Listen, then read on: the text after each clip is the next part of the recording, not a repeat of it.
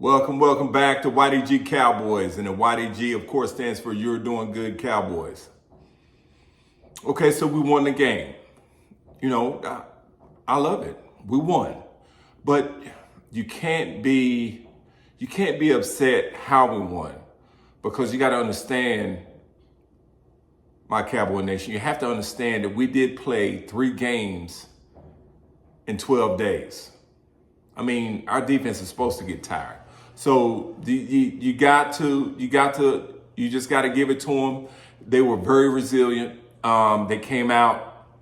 Of course, our offense carried us during pretty much throughout the game, because our defense was just getting beat up on. I mean, the Seahawks offense just now wakes up. I mean, after the course of the year, they haven't been doing well. With DJ Metcalf and Bland, he was just getting beat up on. But Bland turned around and got that pick. So let's get into it. And again, this is just my recap. I know it's late. Trust me, I understand that. Look, I am going to do a drawing tomorrow. I was going to do it tonight, but if I call someone tonight, it's kind of too late. They're probably not going to answer the phone, but that's all right. I'm still going to do a drawing. Did I reach my goal? No. But you're still going to get a prize. And, I appreciate you liking, sharing, subbing, and subscribing.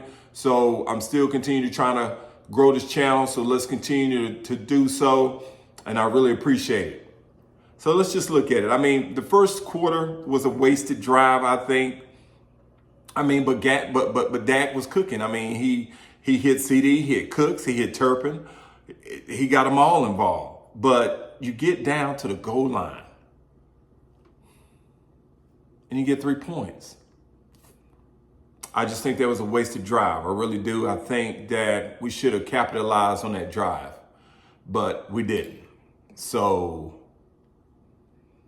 that was something that we missed out on. We should have capitalized on that drive, but we didn't.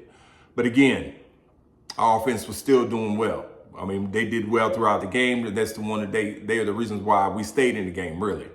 The only thing I still don't like now. Look, this is gonna be positive because we won, but it's just, I think this third game we were just with that 3-game gauntlet that we just had. I think it started to wear on us, and it showed a little bit. But us being resilient, we pulled it out, and that's the way championship teams do. So I'm very proud of our boys. Cowboy Nation, you got something to be proud of. And let's, we're going to continue this drive.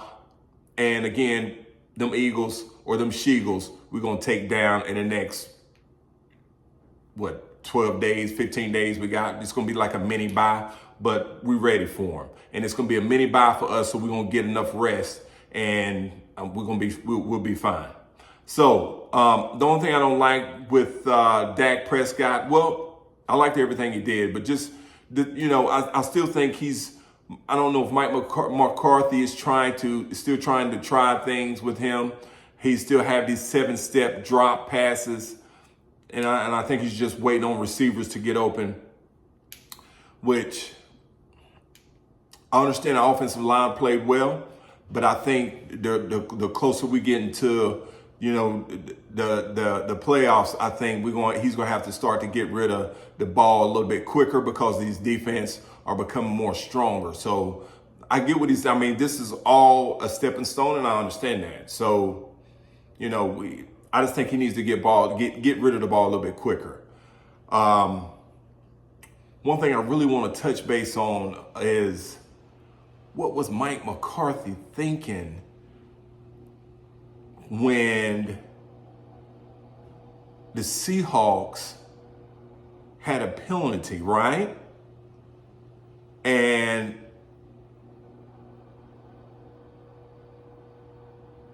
it turned into like a 2nd and 19. But I think this was about the craziest.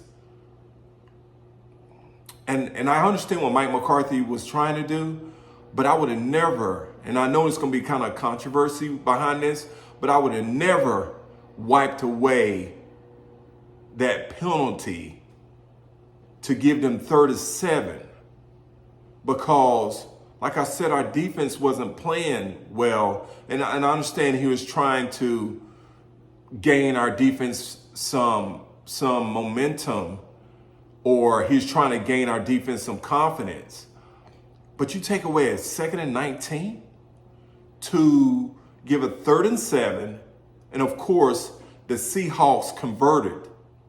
I thought I was going to lose it, man. And I'm sure every Cowboy fan in the world was doing the same thing. So that was the craziest thing that I've ever seen a coach do. Now, I'm not knocking Mike McCarthy, but that right there, I just couldn't understand. I really can't understand that. But the football guys was on his side because after they converted, they got all the way down and missed a field goal. So he's got to be lucky with that. I mean, very, very lucky. So, I mean, again, that was the craziest thing. Now, another thing that I kind of saw that, again, Rico's still running hard.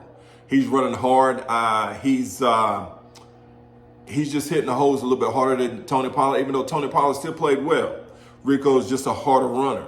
And I think if we're not going to use Hunter Lukey down at the goal line, we need to use Rico Dowdle because he just runs much harder.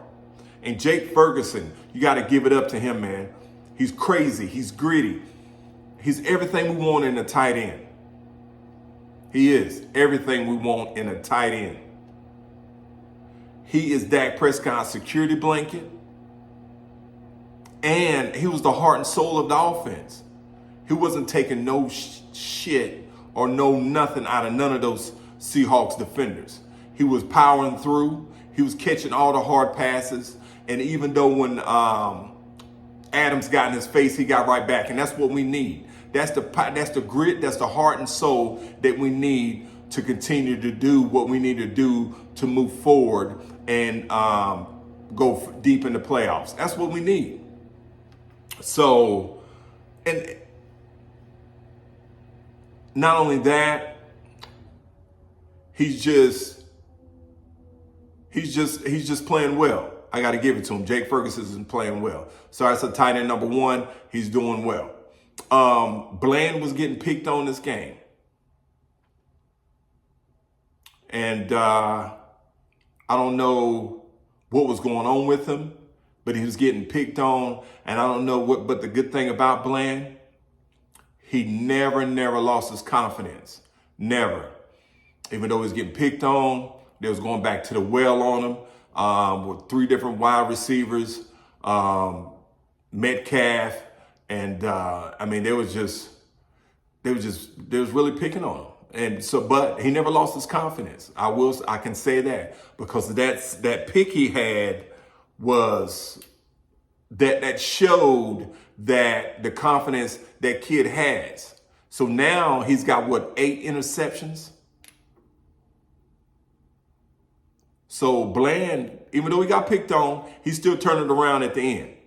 And again, this is just in a recap of the game, what I saw. I'm going to touch on the defense again a little bit later, but this is just a quick recap, and I'm also going to touch on the offense too. I can say this. Micah was, I'm not going to say he was the star of the show, but he was giving the offense of Seattle a lot of problems. And I really need, he just got to have a little bit of help. DeMarcus Lawrence finally stepped up at the end. He really did. That 4th and 1 stop in the 4th quarter was crazy. It really was. 7 minutes left to go. That 4th and 1 stop was absolutely nuts. But Micah still needs help with D-Law. I mean, D-Law he really needs to step up and start applying pressure on the other side so Micah can get more sacks and get more releases off that edge. It's just right now they double him, they tripling him all game, and of course they're holding, and it's hard for him to get away. So he just needs a little bit more help. And I think at the end, DeMarcus Lawrence did step up. He really did. He stepped up at the end and created that nice stop at fourth and one with I think it was 7 minutes left to go in the fourth quarter.